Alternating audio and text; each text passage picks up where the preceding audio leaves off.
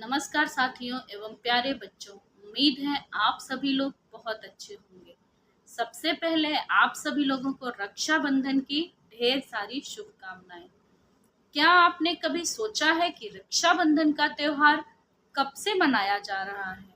रक्षाबंधन त्योहार का इतिहास कितना पुराना है और इसे क्यों मनाया जाता है?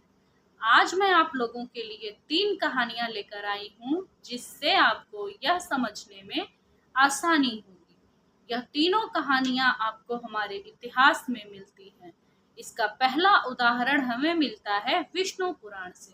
विष्णु पुराण के अनुसार भगवान विष्णु एक बार अपने भक्त राजा बलि की परीक्षा लेने के लिए एक ब्राह्मण का रूप धारण करके बलि के यज्ञ में पहुंचते हैं। वे बलि से 3 कदम भूमि मांगते हैं। भगवान विष्णु अपने पहले पग में पूरा आसमान नाप लेते हैं और दूसरे पग में पूरी धरती।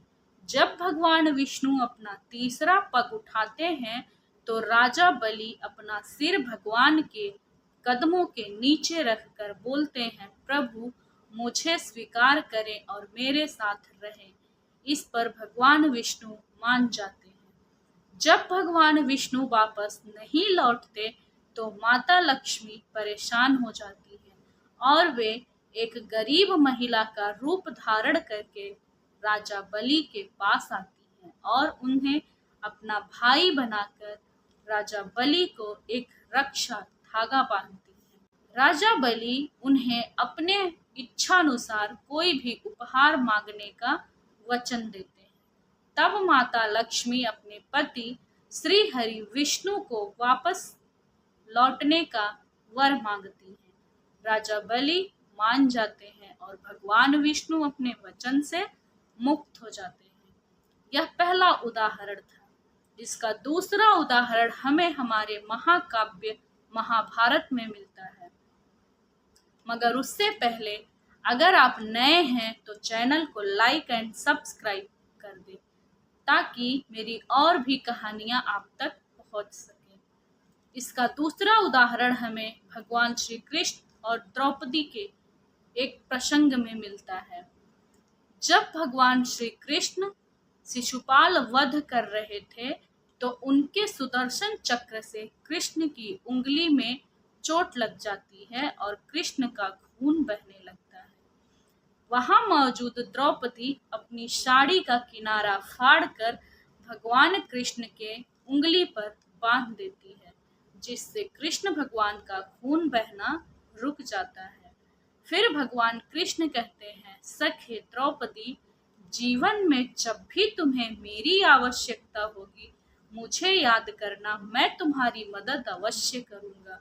आगे चलकर कौरवों की सभा में जब द्रौपदी का चीरहरण होने जा रहा था तब द्रौपदी ने भगवान कृष्ण को याद किया था और भगवान कृष्ण ने उसकी मदद की थी। इस त्योहार का तीसरा उदाहरण हमें मिलता है मध्यकालीन भारत के इतिहास में। रानी कर्णावती और हुमायूं की कहानी। मध्यकालीन भारत में मुस्लिम शासकों और राजपूतों का भयंकर संघर्ष चल रहा था। रानी कर्णावती चित्तौड़ के राजा की विधवा रानी थी। उस समय गुजरात के सुल्तान बहादुर शाह से चित्तौड़ का युद्ध चल रहा था। रानी कर्णावती अपनी और अपने प्रजा की सुरक्षा के लिए मदद के लिए उन्होंने हुमायूं को राखी भेजी थी। हुमायूं ने रानी कर्णावती को अपनी बहन का दर्जा दिया था और उनकी सहायता के लिए अपनी सेना लेकर वह चित्तौड़ के लिए निकल पड़ता है, परंतु हुमायूं को पहुंचने में देर होती है और दुश्मनों के कदम चित्तौड़ तक पहुंच जाते हैं। अंततः रानी कर्णावती जौहर कर लेती है। इसी तरह एक और उदाहरण हमें मिलता है कि जब देवासुर संग्राम चल रहा था, देवताओं और असुरों का युद्ध चल रहा था, तो देवताओं की विजय निश्चित नहीं हो रही थी, तो इंद्र की पत्नी सुचि ने सभी देवताओं के हाथ पर रक्षा धागा बांधा था, जिसके बाद देवताओं की युद्ध में विजय हो गई थी। माना जाता है कि रक्षाबंधन के दिन बहन अपने भाई की हाथ पर रक्षा धागा बांधती है और भाई अपनी बहन को जीवन भर उसकी रक्षा का वचन देता है। बदलते समय के साथ परंपराएं भी बदलती हैं। जरूरी नहीं है कि सिर्फ भाई ही रक्षा करे और मदद करे। यदि बहन सक्षम है तो वह भी अपने भाई की मदद कर सकती है और उसे भी उपहार दे सकती है। उम्मीद है मेरी आज की कहानी आपको पसंद आई होगी। अगर आपको कहानी अच्छी लगी हो तो इसे ज़्यादा से ज़्यादा अपने दोस्तों के साथ शेयर करें। फिर मिलेंगे एक नई कहानी के साथ, तब तक के लिए बाय बाय।